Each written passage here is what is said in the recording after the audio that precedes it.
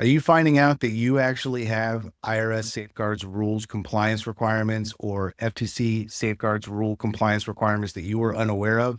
Not sure if you are compliant? Don't know what role-based access control or least privilege is? Well, we're here to kind of walk through that stuff, let you get knowledgeable, let you get compliant. My name is Jamie. I'm the CEO, CTO, and founder of Virtual Sprout, a cybersecurity and risk management firm located here in Ohio, but serving customers nationwide. And today we're going to talk about role-based access control and least privilege. So first, what is role-based access control and or least privilege? Role-based access control talks about creating permissions, whether it be in file systems, databases, any type of system that are scoped to roles, job titles, and then least privilege is about creating just what it sounds like, the very least amount of privilege necessary for someone to do their job, get access to the data they need to do their role. Why are these things important? First, least privilege. Least privilege limits the blast radius if there is an issue with breach, somebody coming in on someone else's credentials, snooping around, stealing data, or even insider threats, somebody inside the organization accessing data they shouldn't, maybe doing something nefarious.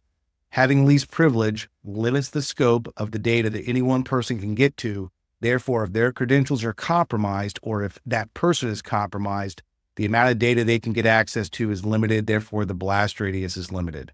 Think about taxpayer data.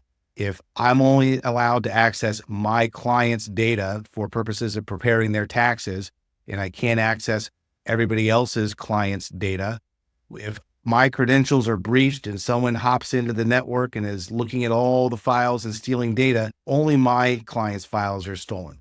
Terrible news for my clients, but it's not affecting the entire firm. Again, that's why we do this type of stuff.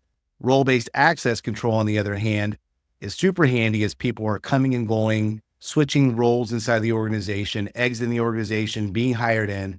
You can build a hierarchy of permissions and access slotted to the roles and departments. Therefore, people can slot into the roles and departments and get all the access they need.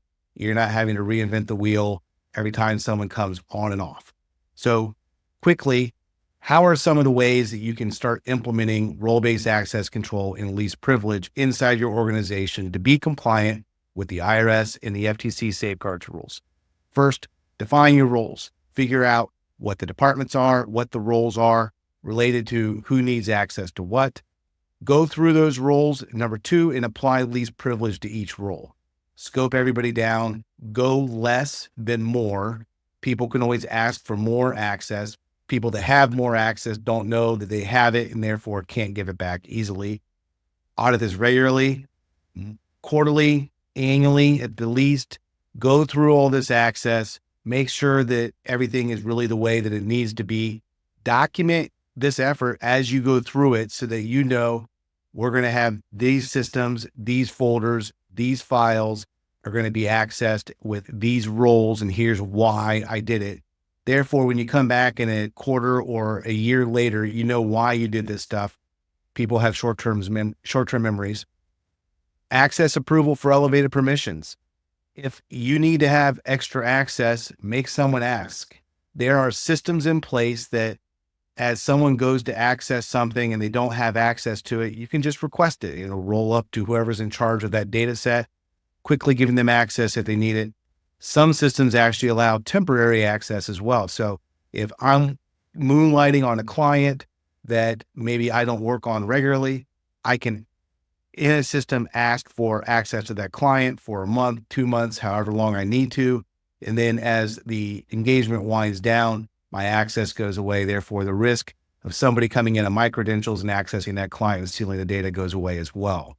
Lastly, track and monitor access. These systems that we're talking about that allow you to define the access, monitor the access, review the access, they're super helpful in tracking who is touching what data when, and they're great indicators of compromise that allow you to get out in front of any kind of breach that might happen before it becomes a real big issue.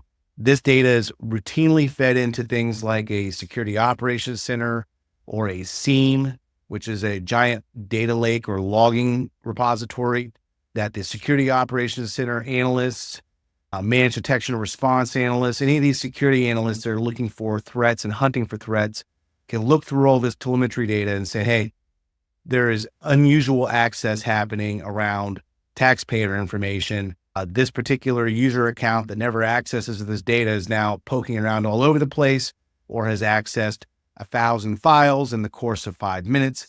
That looks weird. Let's shut it down before there's actually a risk, right? So all of this, it really is to say role-based access control, least privilege, to cornerstone technologies and methodologies that allow you to limit the blast radius, reduce your risk, and be compliant with the IRS Safeguard rules and the FTC Safeguards rules in relation to protecting federal taxpayer information and non-public information, depending on the framework that you're going after. Remember, if you are a tax preparer and you're maybe an accounting firm, it is highly likely that you are both IRS Safeguards Rule and FTC Safeguards Rule compliant required. You need to do both. Two separate organizations. Reporting requirements are different. This stuff can get confusing. If you have questions about this, if you want to talk more, if you want to see if you are required to comply with these regulations, if you are just concerned about your overall cybersecurity or your risk management posture, book into a meeting with one of our security analysts, cyber-strategy.virtualsprout.com, cyber-strategy.virtualsprout.com. Let's spend 15-20 minutes, discuss your situation, help you get prepared for what's next. Thanks.